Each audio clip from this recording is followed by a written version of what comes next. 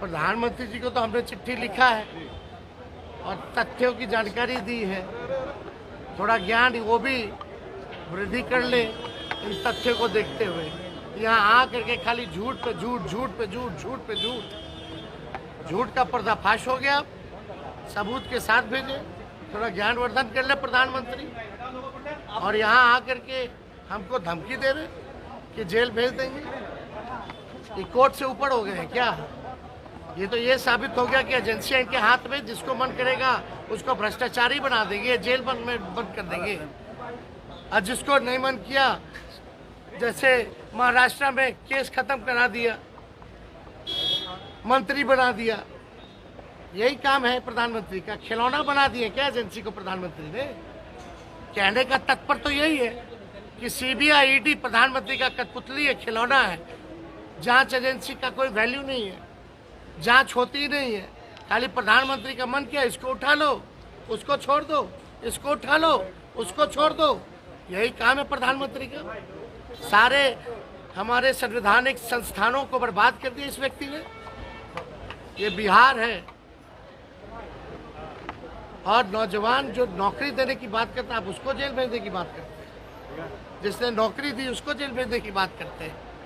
इतना नफरत है इनको युवाओं से, इनको इतना नफरत है नौकरी देने से। ये साबित हो गया। नौकरी को लेके आपने जो बात कही थी, प्रधानमंत्री ने कहा है कि नौकरी तो देगा लेकिन जमीन फिर से लेगा। अच्छा, किसका जमीन ले लिए? 5 लाख में से कह रहे हैं कि एयरपोर्ट के बगल में ही जमीन। अरे 5 लाख नौकरी मिला ना, किसका लिए? जरा आदमी खड़ा कर दो। ये सब फालतू का बात। यहाँ कुछ पच नहीं रहा बोलने के लिए। 10 साल कुछ किए नहीं। भाइयों बहनों, क्या किया भाई और बहनों के लिए या मित्रों के लिए? क्या किया? यहाँ के बकैती करने से नहीं चलेगा प्रधानमंत्री जी। काम का हिसाब देना पड़ेगा। एक नौजवान 34 साल युवा बिहारी से डर गए। हिसाब दो, हिसाब। मुख्यमंत्री का कहना है कि चुनाव के बाद 1 लाख नौकरी देंगे और विधानसभा चुनाव से पहले 10 लाख की नौकरी का वादा था वो पूरा हो। वही प्रक्रिया थी जो हम करके आए हैं।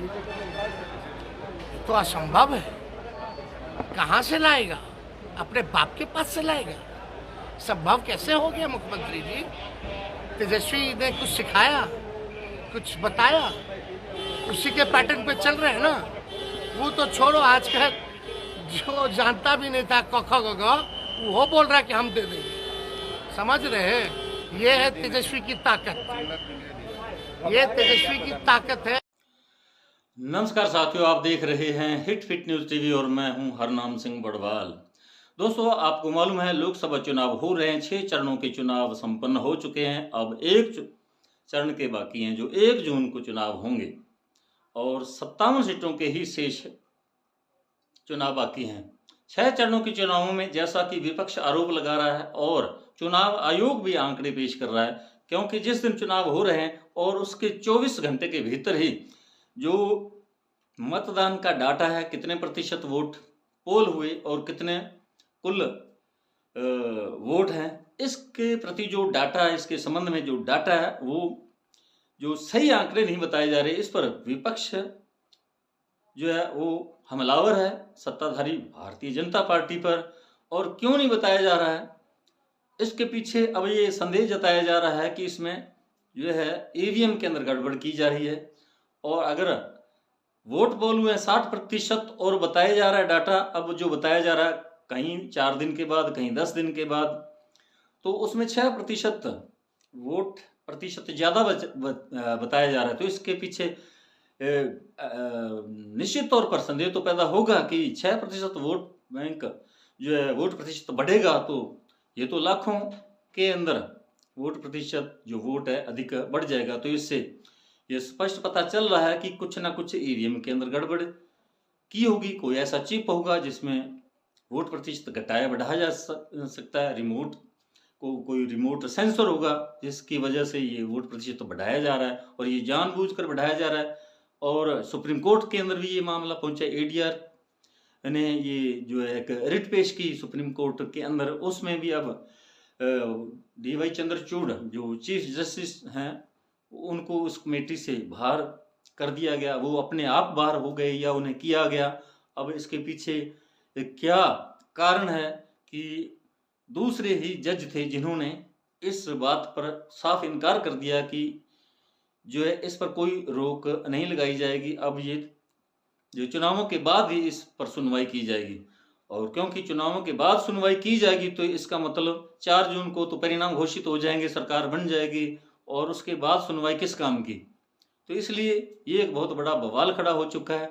और जो रिपोर्टें चुनावों के दौरान प्रत्येक राज्य से आई और उस रिपोर्ट के मुताबिक उन खबरों के जरिए, सोशल मीडिया के जरिए पता चल रहा है कि भाजपा जो है वो जा रही है और इंडिया गठबंधन जो है विपक्ष, वो सत्ता में आ रही है। लेकिन जैसे कि भविष्यवाणियां की जा रही हैं, अनुमान लगाए जा रहे हैं, कयास लगाए जा रहे हैं कि मोदी जी कुर्सी प्रधानमंत्री की कुर्सी से ऐसे चिपक गए हैं, वो छोड़ना नहीं चाहेंगे, वो कभी भी बर्दाश्त नहीं कर सकेंगे, क्योंकि 10 वर्षों का रिपोर्ट कार्ड उनके पास नहीं है। उन्होंने 10 वर्षों के अंदर प्रधानमंत्री रहते हुए देश के जो हालात, नाजुक हालात बना दिए हैं, तो उसकी निश्चित तौर पर जांच भी होगी और उन पर मुकदमे भी चलाए जाएंगे, जैसा कि राहुल गांधी या विपक्ष इस प्रकार के कई बार जिक्र कर चुका है। तो प्रधानमंत्री किसी भी सूरत में कुर्सी छोड़ना नहीं चाहेंगे। और अब जिस प्रकार की बात सामने आ रही है कि प्रधानमंत्री आवास और पार्लियामेंट के इर्द गिर्द मॉक ड्रिल की जा रही है, तो क्या मॉक ड्रिल के पीछे यही कारण हो सकता है कि अगर प्रधानमंत्री नरेंद्र मोदी से कुर्सी छिनती है, सत्ता परिवर्तन होता है, तो क्या प्रधानमंत्री कुर्सी नहीं छोड़ेंगे, प्रधानमंत्री आवास खाली नहीं करेंगे? अगर श्रीलंका जैसे हालात हो जाते हैं, जिस प्रकार राष्ट्रपति भवन को श्रीलंकाई लोगों ने घेर लिया था और वहां आर्म्ड फोर्सेस भी लगाई गई थी, लेकिन वो भी बेबस नजर आई थी, क्योंकि जब कुछ हजारों की संख्या में वहां फौज तैनात हो और लाखों करोड़ों की संख्या में नागरिक लोग आ जाएं, घेर लें, तो वहां सेना कुछ नहीं कर सकती, पैरामिलिट्री फोर्सेस कुछ नहीं कर सकती, क्योंकि वही आखिरकार इसी समाज के लोग हैं जो सेना में हैं, पैरामिलिट्री फोर्सेस के अंदर हैं, बीएसएफ में या होम गार्ड्स में, कहीं भी जो भी फोर्सेज हैं, वो सारी समाज के ही अंग हैं, समाज के ही लोगों के वो बेटे बेटियां हैं। तो वो उस हालात में क्या करेंगे, वो भी बेबस हो जाते हैं, जैसा कि हमने देखा श्रीलंका के अंदर।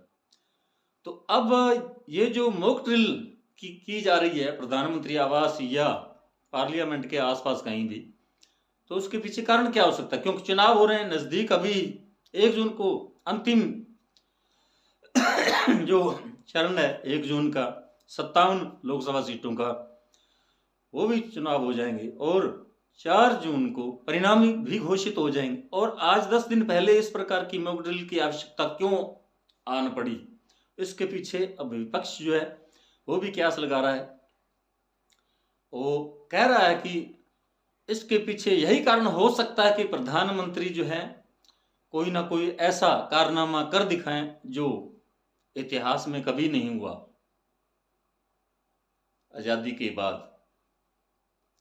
तो इस बात का संदेह है, और जो लोग बाग हैं, राजनीतिज्ञ हैं या सोशल मीडिया के लोग हैं, जो नेशनल टीवी चैनलों से 2014 के बाद नरेंद्र मोदी के कार्यकाल के दौरान 10 वर्षों के अंदर इन नेशनल टीवी चैनलों से बाहर निकाले गए, क्योंकि वो सरकार से, सत्ताधारी सरकार से सवाल पूछते थे, इनके झूठे आंकड़ों, झूठे जो जुमले हैं उन पर वो बात करते थे। तो ये कहीं ना कहीं मोदी सरकार को, भाजपा सरकार को अपनी आलोचना बिल्कुल पसंद नहीं थी, इसलिए उन्हें बाहर का रास्ता दिखाया गया। और वो पूरे हिंदुस्तान के अंदर चुनावों के दौरान उन लोगों ने घूम घूम कर सर्वे किया, वहाँ की खबरें उन्होंने जुटाई, सोशल मीडिया पर वो खबरें दिखाई और उनसे ऐसा एक माहौल बना कि परिवर्तन होगा, क्योंकि रिपोर्ट कार्ड भाजपा के पास कोई है नहीं। 10 वर्षों के अंदर महंगाई बढ़ी है, बेरोजगारी बढ़ी है, शिक्षा स्वास्थ्य पर कोई काम नहीं हुआ, महिलाओं पर अत्याचार हुए, दलितों पर अत्याचार हुए, हिंदू मुस्लिम की राजनीति की गई। तो इन कई ऐसे कारण हैं जिनकी वजह से लग रहा है कि परिवर्तन होगा। और इसी बीच कुछ ऐसे ज्योतिष शास्त्री हैं जो ये भविष्यवाणी कर रहे हैं कि भाजपा हालांकि हार जाएगी, सत्ता उसे नहीं मिलने वाली, और जबरन तानाशाही शासन चलाने के लिए वे भाजपा प्रयास करेगी, और इसी के चलते पूरे देश के अंदर लोग सड़कों पर उतरेंगे, हंगामे होंगे, देश में अशांति फैलेगी और क्रांति भी आ सकती है। इस प्रकार की भविष्यवाणियां भी की जाने लगी हैं। तो देखते हैं साथियों 4 जून को क्या होने वाला है और उसके बाद क्या होने वाला है।